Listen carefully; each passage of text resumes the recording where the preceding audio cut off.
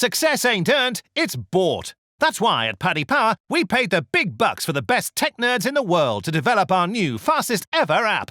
Download the new app from the App Store or Play Store now. 18 plus, begambleaware.org. Hi there, welcome along to the Racing Post Cricket World Cup Postcast. I'm Bruce Millington, and in the company of Racing Post cricket experts James Milton and Matt Ireland, as well as Paddy Power's cricket compiler Stuart Conroy, we are going to take you through all the best bets on a 6-week extravaganza of 50 over-a-side cricket. It starts on Thursday. England play South Africa at the Oval and culminates at Lord's, I'm guessing, James? Very much so, yeah. On July the 14th. Blimey, so much can happen, and probably will. We've got a good new format this time, James, haven't we? Rather than two groups and then two more groups or whatever else, they all play each other once. Just quickly spin us through how it all works. Yeah, so it's a round-robin league stage. You've got 10 teams in it, all play each other once, and then the top 4 in the league meet in the semi-finals. So yeah, I think the big guns are likely to come through for some excellent semi-finals. Consistency will be the key. Okay, before the lads tell us who they fancy for the Cricket World Cup, let's get a show of betting from Paddy Power. Stuart, over to you. Hi James, Bruce and Matt. Delighted to be on the show with you guys. So the betting for the Cricket World Cup outright. Understandably, England, the number 1 ranked side in the world, are favourites at 7-4. Second, India at 11-4, and just coming up behind them, Australia at 3-1. And what's it beyond there? It's quite a big gap to the rest, isn't it, Stuart? It is, yeah. I mean, you're down to the likes of South Africa at 9-1, New Zealand at 12s, West Indies at 18-1, Pakistan at 22-1, and then 150 to 1, Sri Lanka, Bangladesh, and Afghanistan. Stuart, that sounds very unfamiliar, that shape of the market. I mean, a 7-4 at the start of World Cup's unheard of, isn't it? It probably reflects how good England have been over the last number of years. Since the last World Cup, they've almost undoubtedly been the best ODI side in cricket. They've won 15 of their last 16 ODIs at home. They really are the team to beat, in fairness. Okay, fair enough. And 6 weeks of non-stop cricket for trading for you, presumably, Stu. No, all leave has been cancelled, has it? Yeah, afraid so. Yeah, I'll be kind of chained to my desk for the next 6 weeks, and but looking forward to seeing some fantastic cricket. Indeed. Okay, Matt, kick us off. That 7-4 England. It kind of feels short, but then if you look at the stats, I suppose it's understandable. Where do you stand? Yeah, I think it's a good price, really. The format certainly suits them because you can have an off day.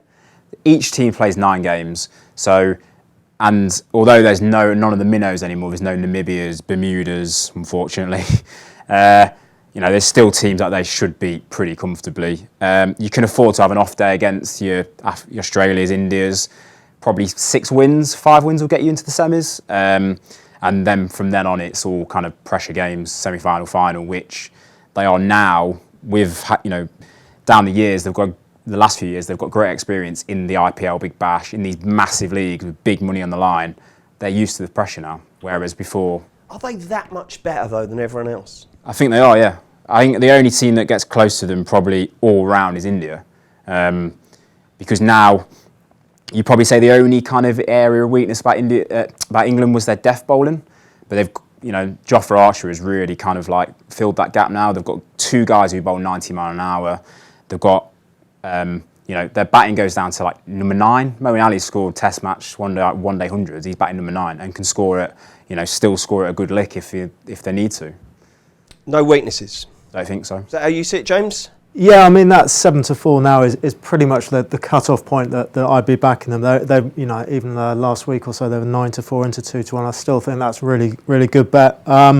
They have just been extraordinary in the last 4 years. When you consider 2015, they limped out of the tournament in Australia and New Zealand. Just playing a really dated brand of cricket compared to the better sides in the tournament. Lost to Bangladesh, went out in the group stage. You look at it, and it is weird to see England at this price for a World Cup. Purely because their pedigree has been appalling. I mean, they got to the final in 1992. Since then, they've not even made the semis. But this side have just completely revolutionised the way England play one-day cricket under Owen Morgan. 27 years, they haven't even made the semis, and we're being asked to back them at 7-4. Stuart, what's your view? Fair price, or can we take them on?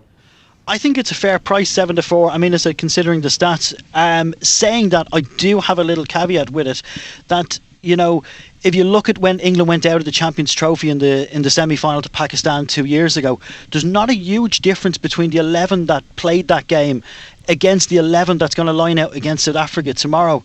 You've probably just changing the likes of Jake Ball and bringing in Jofra Archer, bringing in Jason Roy instead of Alex Hales, and maybe Chris Wokes instead of Liam Plunkett. It's not a huge amount. The main part of that team is there. And the only thing I would worry for England is when the pressure comes on, like it did in that Champions Trophy game, can they crack? Maybe. Well, what do you think there, James? I mean, that temperament question needs to be answered, doesn't Absolutely, and that, you know, Stuart's quite right to raise that game, because England had looked all over the winners coming through that tournament as well. They've been brilliant, beaten Australia and New Zealand, and they came up against Pakistan on this kind of sluggish pitch in Cardiff, and they just, I think they just believed in their game plan a little bit too much and weren't able to adapt, and, you know, just still went out there all guns blazing. Owen Morgan wasn't very complimentary about the pitch afterwards. He said it completely undermined what home advantage England should have had. So I think we can expect, you know, belting batting wickets in this tournament. Hopefully a nice dry run of weather. And on a good batting pitch, England know that they will just beat anyone. So Stuart's quite right. England need to be a bit more streetwise. If conditions are against them, they need to be a little bit cuter. But I think that game will certainly be in their minds as it's in our punters' minds. Indeed. Okay, apart from England then, who everyone seems to fancy quite strongly on the panel, the next two in the market are very short as well in relation to the rest, India and Australia. Matt, who do you favour out of those two? I would go India, purely because they have a more rounded side than Australia. I think Australia have got Warner and Smith coming back in, which, you know, greatly enhances their batting. I'd say that India have got a much stronger bowling attack. You look at they've got Jasprit Bumrah, who's probably the best bowler in the world at the moment, especially in white ball cricket. And they've got two quality spinners who may go for a lot of runs, but they do take wickets. And, you know, they are two different types of spinners as well. We've got a left-arm Chinaman, and you've got, you know, Kuldeep Chahal and Chahal, who bowls leg spin as well, but the other way around. Whereas the spin options of Australia is Zampa, who isn't, you wouldn't call him a premier spinner in any kind of cricket. And they've got Lyons. Nathan Lyon does play. He's in the squad. Yeah, he's in the squad. He's not played not really, a lot of one-day cricket at all, really. So they've kind of brought him back almost because they've run out of other options. I think with Australia's spinners, you'd say neither of them are genuine match winners in one-day cricket. And as Matt said, you know, it seems unusual to say it, but India's pace attack, you'd take them over Australia. Yeah, which definitely. Is, and it's you know, it doesn't, when they played in the Test matches last year, it's not just Bumrah. Mohamed Shami bowls, you know, he's a skinny bowler, he's quite slight, but still bowls 87, 88 mile an hour and swings the ball a lot, which in English, they've proven in English conditions that they can be effective. Whereas you wouldn't say that about all of Australia's attack. Obviously, Mitchell Starc, Pat Cummins are great, you know, proper top-notch bowlers, but after that, it's Nathan Coulter-Nile, who picks up a lot of wickets but goes for a lot of runs. Okay, James, do you concur then that India, if there is a danger to England, it's India? I think India are the danger. I mean, you know, they're an outstanding one-day batting unit. They had concerns over the middle order actually coming into the tournament. You know, their top three: Rohit Sharma, Shikhar Dhawan, and then Virat Kohli, who is just the best one-day player in history. No problems there. KL Rahul scored a century in the warm-up game, so maybe he'll come in at 4, which is their problem position. And then they've got kind of Dhoni, who scored a century as well, and Hardik Pandya to provide the fireworks lower down. And another bowler I'd mention for India is Ravindra Jadeja, who is just a horrible bowler to face in one-day cricket. He gets through his overs in about a minute. And a bit like Darren Lehman used to bowl, like flights, really spears them in. And you know, before you know it, he's bowled 4 overs for kind of 15 runs. Well, I'm all for that, because I tell you what, I mean, you know, I am absolutely avidly opposed to any kind of slow sport, but the one thing I've noticed in one-day cricket, and particularly T20 actually, the amount of pissing around they do between deliveries is absolutely Jadeja is definitely the antidote the last to 3 that. overs are tending to take 15, 20 minutes. It's pathetic, isn't it? You have kind of full-scale negotiations before every ball. You know, you can put fine leg wherever you like, but it's not that exact, is it? You know, they just mess around. Anyway, just got that off. So you both fancy England as winners and India as runners-up. Let's see what Stuart thinks on that. I'm going to buck the trend here. I think India for me are the team to beat in this World Cup. I just think England. I have a number of question marks over them. This India side, the main thing you look at, Jasper Bumrah is the number 1 ranked ODI bowler in the world. Virat Kohli is the number 1 ranked ODI batsman in the world. They're huge positions. They've also got the likes of MS Dhoni in the centre. He can provide runs. He's as solid as it gets. And they've got the X factor, which is Hardik Pandya. This is a guy who's proven in IPL in the toughest of conditions where he will score and score big towards the end of an innings. Not many teams have that kind of a player. He can also bowl and, trouble some batsmen with his bowling. For me, it's India, and I think 11-4 is good value. Well, fair enough. Sorry, I've had you down as an England fan there, the way you were talking about their validity as short favourites, but you're going to go for India. The other two boys are going to go for England. Everyone seems very lukewarm about Australia. So if we think that India and England are absolute nailed-on semi-finalists, who might the other semi-finalists be, Matt? We'll go with you first. I would go as outside. I would go New Zealand. They are outside of England. I would say, they're probably not the greatest 11 in terms of talent, but when they come together, they probably are up there with England because they well drilled. They're probably the best fielding side in the tournament, and that can be worth 15-20 runs. Which these days, when people are scoring 350, that is it's a big sizable chunk. They've got. A lot is made of how New Zealand and England are very similar conditions, and they've got the left arm option of Bolt, which obviously Australia have with Stark, who is a gun bowler who swings the ball late, is pretty quick for he doesn't look it, comes onto the bat hard, and he bowls good times to tie down opposition. He's very accurate. I just like the way they are. They've got good. They've got power at the top with Munro and Guptill, but then they've got Williamson, who plays like the kind of root role, who's a classy batsman, he's played for Yorkshire for a few years and knows these conditions well, scores big runs when he needs to. I'd go with them to make the top 4, definitely. Okay, James, who might join England and India in the Yeah, I like New Zealand as well. Very settled team, and we mentioned India with Kohli and Bumrah. New Zealand have got a real star batsman in Williamson and a star bowler in Trent Bolt who comes into the tournament in great form, and a very good supporting cast. There are other interesting ones. I mean, South Africa seem to be under the radar. They had 1 foot in the final in 2015 and were beaten by an amazing innings by New Zealand's Grant Elliott. The concern for them is that AB de Villiers has gone since then. The batting lineup just looks a little bit stale without him. Any side's going to miss him. The bowling, though, Ngidi and Rabada, who are going to come up against England in their opening game, are fantastic new ball bowlers. Dale Steyn already is going to miss the first game, so doubts over his fitness.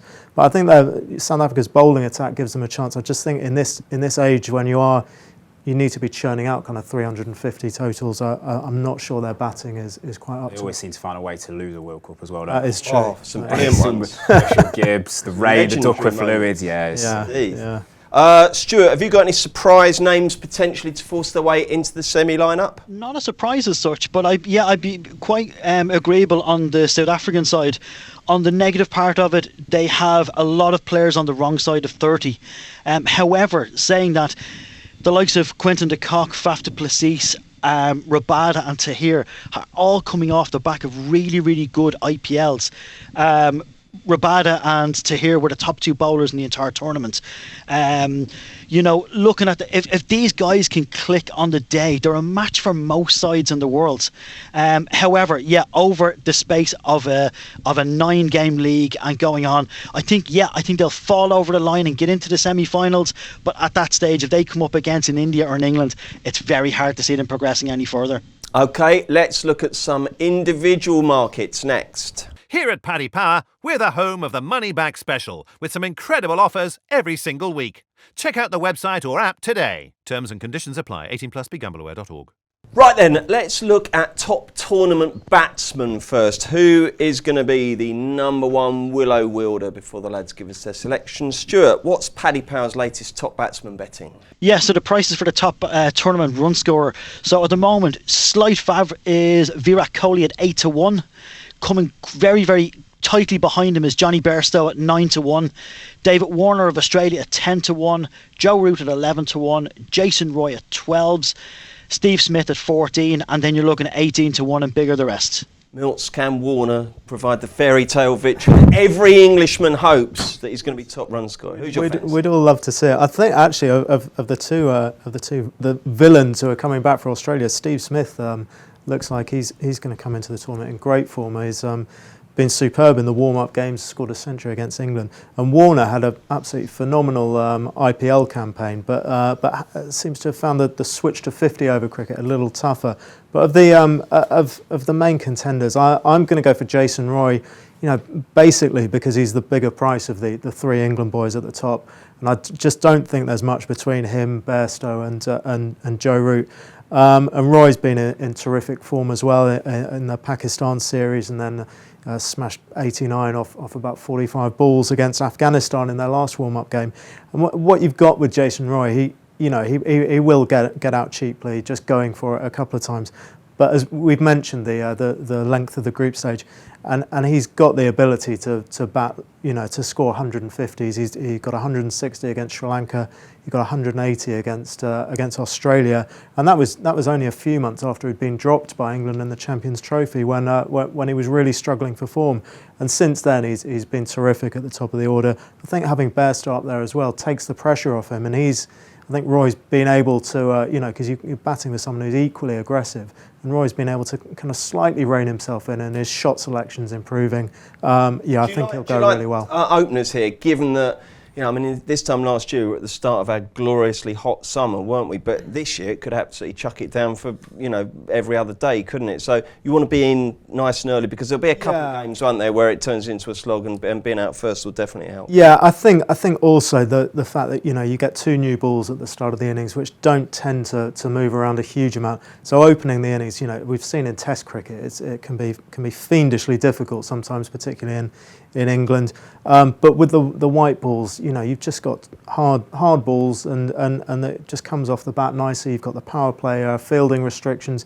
So there's plenty of scope to go over the top. And if you've got the confidence to do it, which obviously Bairstow and Roy do, you can play your shots, go over the top, and I think it is the place to be. I think you are looking for the openers, and probably the number 3 where Virat Kohli will be batting. Okay, Matt, who do you like for top bat? Yeah, I of the 3 England players, I'd be in the Roy camp. Just think he's coming into form at the right time. He's kind of at one with his game. Like, he knows. I think he's just at the moment he's just the destructive force that we need, especially with, as James was saying, with Bairstow kind of on his shoulder. They dovetail really well. I would say in terms of the openers that they are kind of prominent in the market, but that's not to say that people like compilers like Root, Williamson, or obviously Kohli's towards header market, but they shouldn't be dismissed, because this is 50-over cricket. It's not, thrash and crash all the time.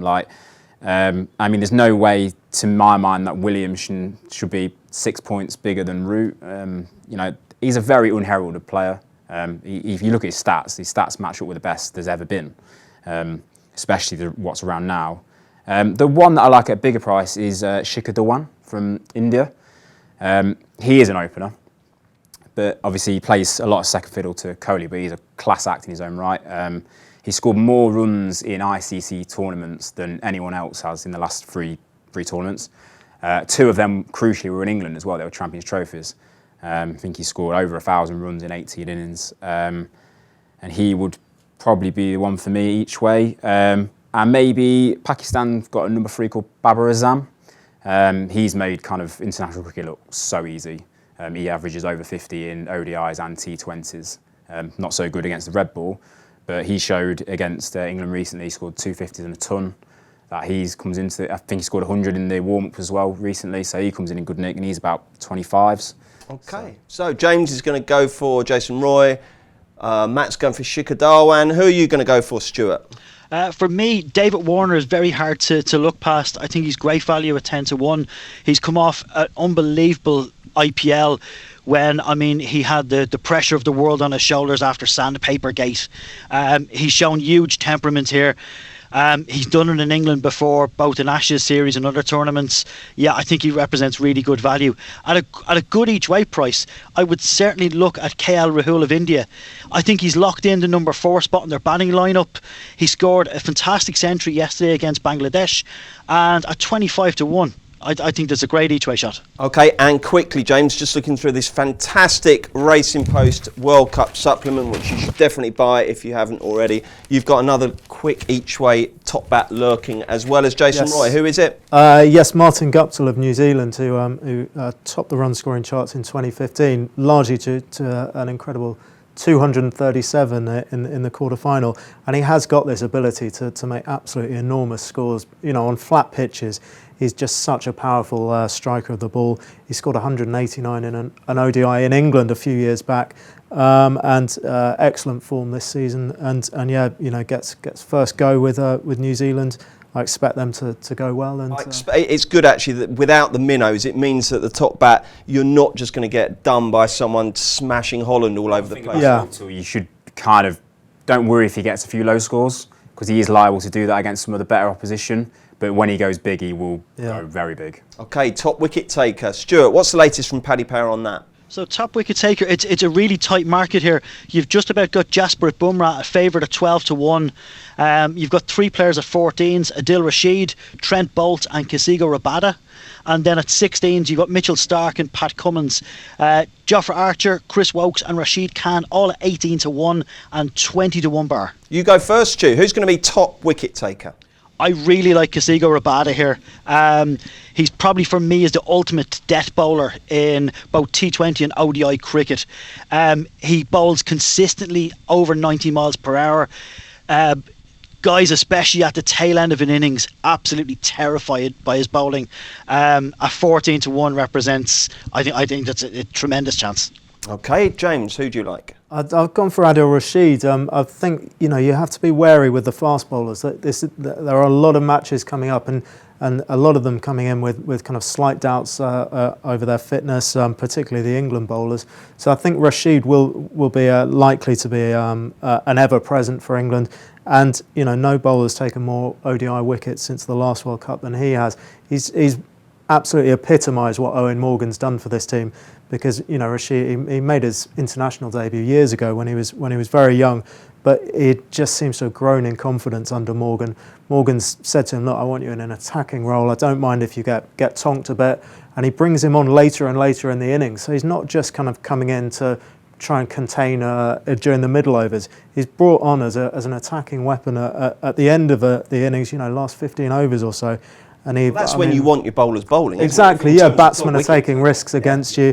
He showed that in the West Indies when in a game when the West Indies were looking like they might chase down an absolutely enormous total. He came on and took 4 wickets in 5 balls to win the game for England. And historically, James, top wicket taker, has that normally been a spinner, or is it a mix of spin and pace? I think mainly pacemen go well, but I think you're hoping for a nice dry run with the weather if you're backing a spinner. Last time it was Mitchell Starc and Trent Bolt who shared the honours. But as I say, there's so many of the Starc, for example, hasn't played a great deal of one-day cricket in the last 2 years. He's had injury problems. So I think teams are going to be wary of the workloads for their quick bowlers. So I think the spinners should have good tournaments in general. Yeah. Matt, you're nodding there. Who do you like, a spinner or a fast man? A bit of both, actually. Rashid will be my number 1 spinner. A lot of the reasons for what James said, but also if you look at who he gets out, he gets tails out. He's throughout his county career, he's always brought on when teams are 6-7 down, and he can mop up a tail. Really, he's got a wicked googly, which a lot of tail enders don't pick.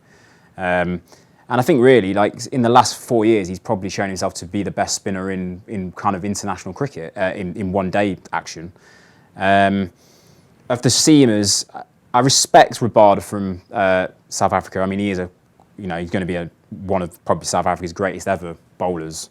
But there's another young lad who called Lungi Ngidi, who is double the price of Rabada, and is, since February when he made his February 2018 when he made his debut ODI debut, he has taken more wickets than any other player. He's 90 mile an hour all the time, absolute gun bowler who. Big things are expected of this lad, and he's double the price of Rabada, so he would be in preference for me. And another lad at double that price is a West Indian called O'Shane Thomas. He's another 22-year-old, bowls 90 mile an hour, got a searing Yorker.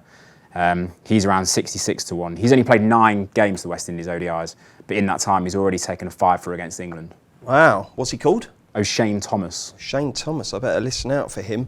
Okay, chaps, excellent stuff. There's loads more tips to come.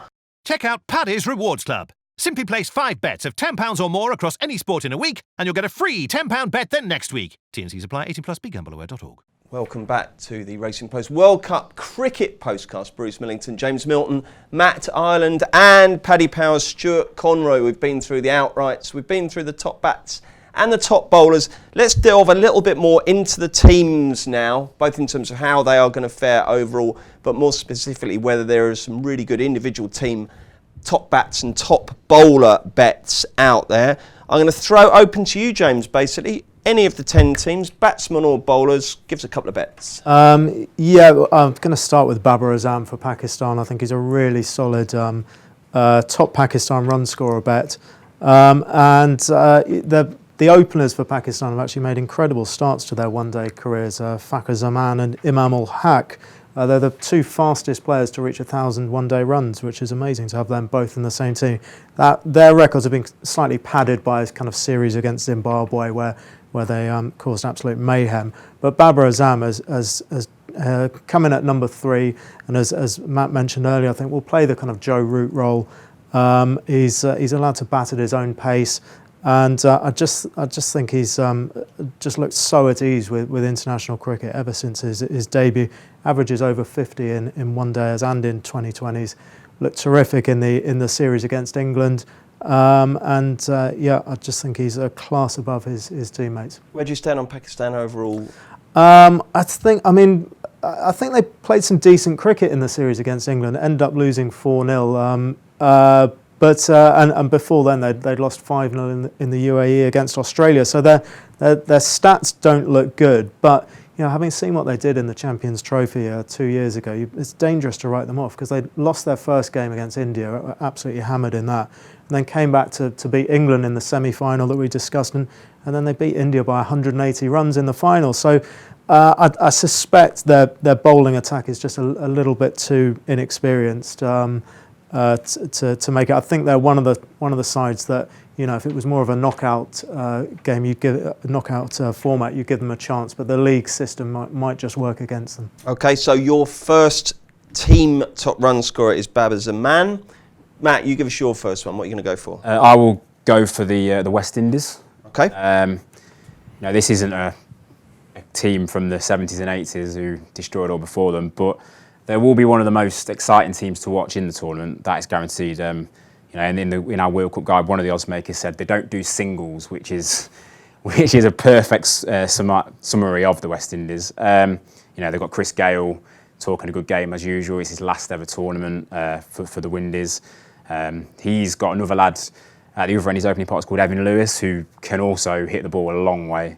I think there was one game he played for their country in the domestic CPL where Gale got a very un-Gale-like 18 off 20 and Lewis got 125 off 60 at the other end with about 12 sixes.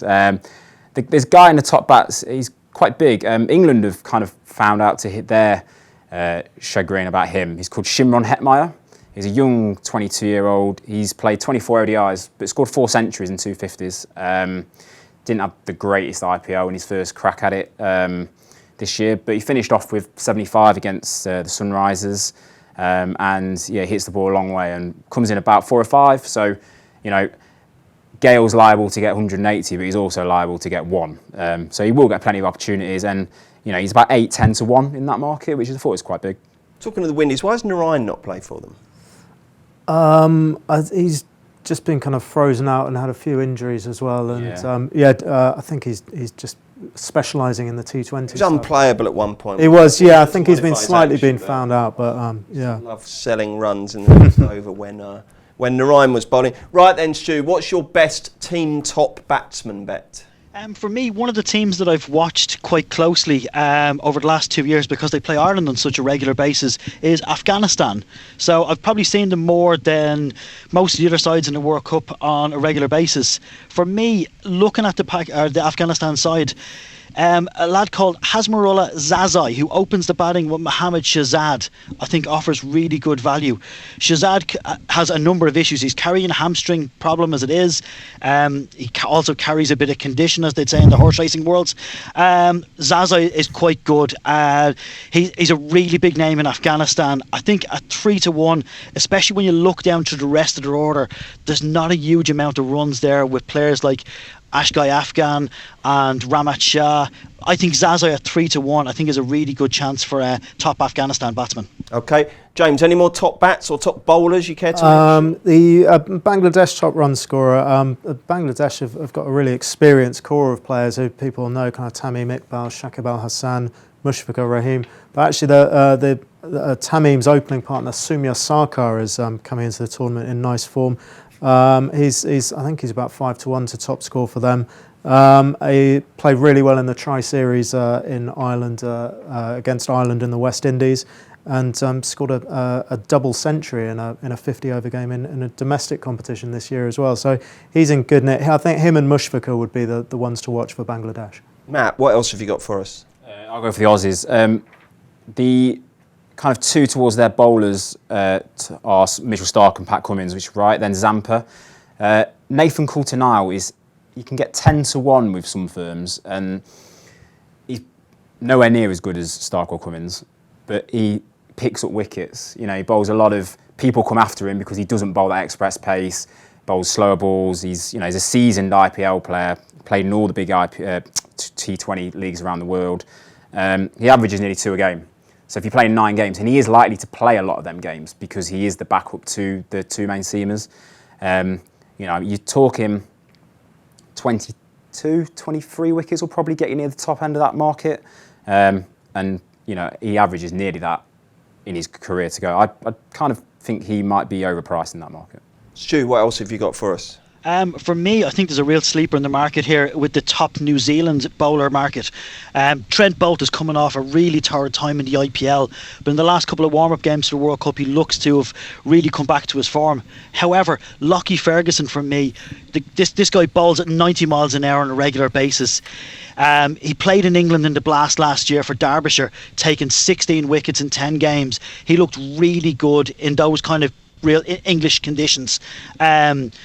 I think he'll bowl a lot in this tournament, and I think Lockie Ferguson at 7-2, I think is great. I think it's a good bet. I like the sound of that. Right then, Paddy Power, like all bookmakers, have got loads and loads of specials, novelties, all sorts of markets. So, chaps, what do you like? I've picked out 2 special bets. West Indies to hit most sixes in the tournament at 2-1. I mean, we've discussed Chris Gale and Evan Lewis at the top of the order. Shimron Hetmeyer, Matt was mentioning. And you've also got Andre Russell coming into the tournament after an extraordinary IPL campaign for Kolkata. Brathwaite, he can swing it. Yeah, certainly can. Hit 4 sixes to win the World 2020 final against England. And just all the way down their order, they've got these fantastic strikers of the ball.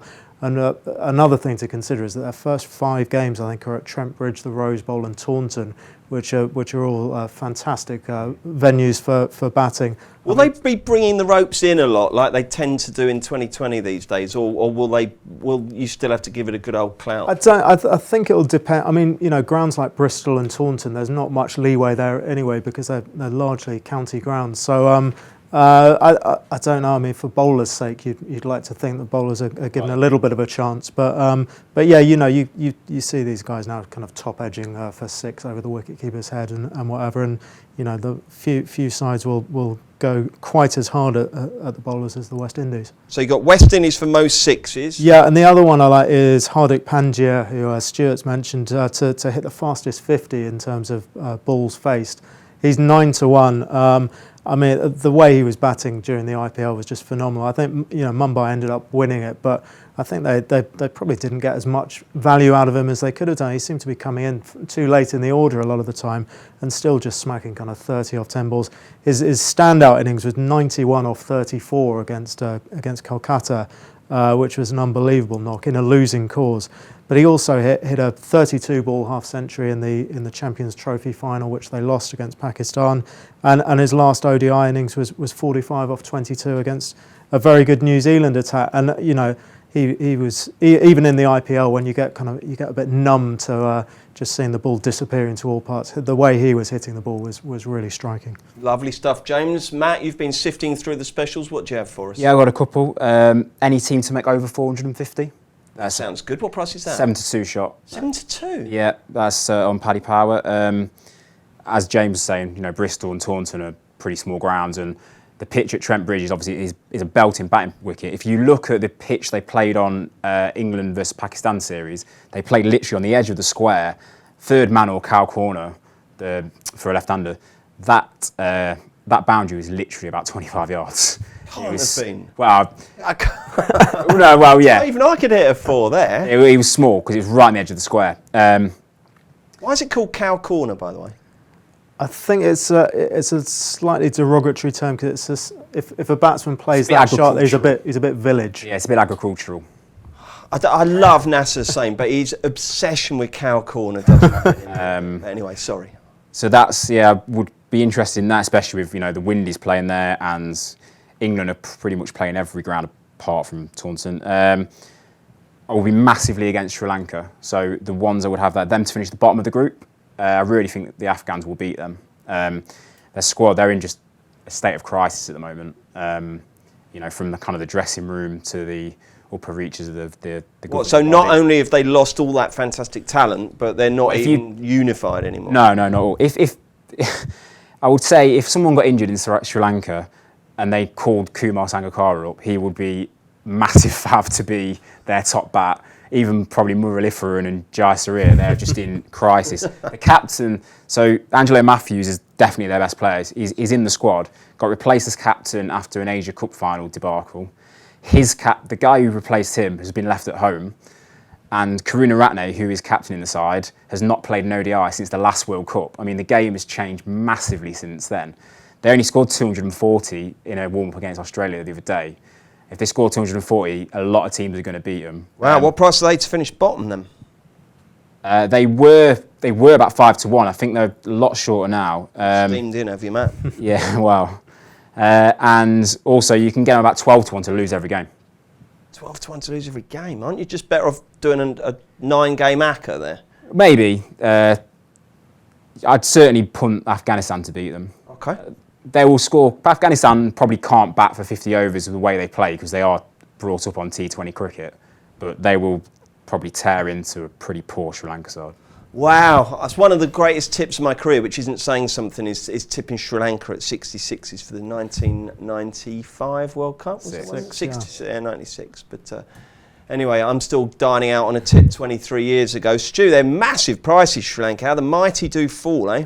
Absolutely. I mean, I suppose when you look at the players they've had to try and replace over the last number of years, between Sangakkara, Dilshan, Jayawardene, these guys are almost impossible to replace. And yeah, the turmoil they're in, I think 9-4 for them to finish bottom represents great value. I think you'll get every chance with that kind of a bet. Okay, now Stuart, it's slightly weird to ask someone who's compiled all these markets to choose a best bet, because you're basically going to say which market you think you're wrong on, and presume you don't think you're wrong on any of them. But have you seen anything which you're slightly concerned about, or maybe a run of money for something that might lend you to think that there's a rick in there? Two that have been quite popular with our customers. The first one is 2 or more double centuries to be scored in the tournament at 5-1. If you go back to the last World Cup in Australia and New Zealand, there was 2 scored, Martin Guptill and Chris Gale. I think this World Cup is going to be a batsman's World Cup. There's a lot of said, you look at the likes of Taunton, the likes of Trent Bridge, these are all high scoring grounds, and there's going to be huge opportunities there for batsmen to score a lot of runs. I think 5-1. I said it's being backed in with us, so yeah, our customers obviously think it's got a decent chance. The other one I would also look at, England to score 500 runs in a single innings, 16-1. Again, that's been quite popular. They came really close to it last year with 481 against Australia in Old Trafford's. They've got Pakistan in Trent Bridge, and they've got Afghanistan in Old Trafford. Both chances, I mean, if you're going to bat first, there could be huge opportunities to run up a lot of runs on those pitches. I think at 16-1, over 9 games, you'll definitely get a run for your money. I think the trouble with so many of these markets is they're so weather dependent, aren't they? You know, if we get a wet June, then all the people who are going long of any of the run stuff are going to struggle. But fingers crossed we get some good weather. Have we got reserve days for all these games? For the semi-finals and the final, there are. Not the rest? No. Okay, right. The tournament kicks off on Thursday at the Oval. England versus South Africa. What's the latest betting on that, please, Stuart? So England against South Africa. So at the moment, England 4-9 fabs in the game, understandably so. You look at the South African side at the moment, I think, they've already lost Dale Steyn, which is a big blow for their bowling department. There's going to be a lot of pressure on Quinton de Kock. Amla's not in great form at the moment. Yeah, I think England's, a 4-9 is about as strong as it gets. Very hard to see past them, to be honest. So what price South Africa, Stuart? South Africa's 7-4. 7-4. Quick line, lads. What do you think will happen in the curtain raiser? Yeah, I mean, it could be a cracking opener. We've spoken about South Africa's new ball bowlers. They're up against Jason Roy on his home ground and Johnny Bairstow. So it'll be a very exciting game. I think England will just have too much power. 4-6 England to hit more sixes. I've mentioned I don't really fancy the South African batting too much. And Matt? Yeah, I'd be getting with England, probably highest 10 overs, highest 15 overs, something like that. I think they'll make a massive, power pack start. The win price is slightly skinny and is Morgan going to play? If not, they've got James Vince, who is a fine player, but probably doesn't score at the same lick that Morgan does. Same with South Africa. I don't think, we were talking earlier about Australia, but if one of South Africa's team doesn't fire, is there a replacement? So if Roy doesn't fire, you've got Bairstow. Don't think you've got that with South Africa. Okay, chaps, thank you very much indeed. We will culminate with, if you were only having one bet, an outright long-range bet on the Cricket World Cup, who would you go for? Matt Ireland? To win it? No, just anything, whatever you like. Sri Lanka to finish bottom. Okay, James? Babar Azam, top Pakistan run scorer. And Stuart, what's your nap? England to win the group stage. Okay, thank you very much indeed, gents. Looking forward to 6 fantastic weeks of action. Don't forget to check out the Racing Post every day for the best World Cup previews. Paddy Power Games has over 250 of your favourites to play online, and we're going to attempt to name them all in this 10-second ad before the T's and C's kick in. There's Blackjack, 18+, begambleaware.org.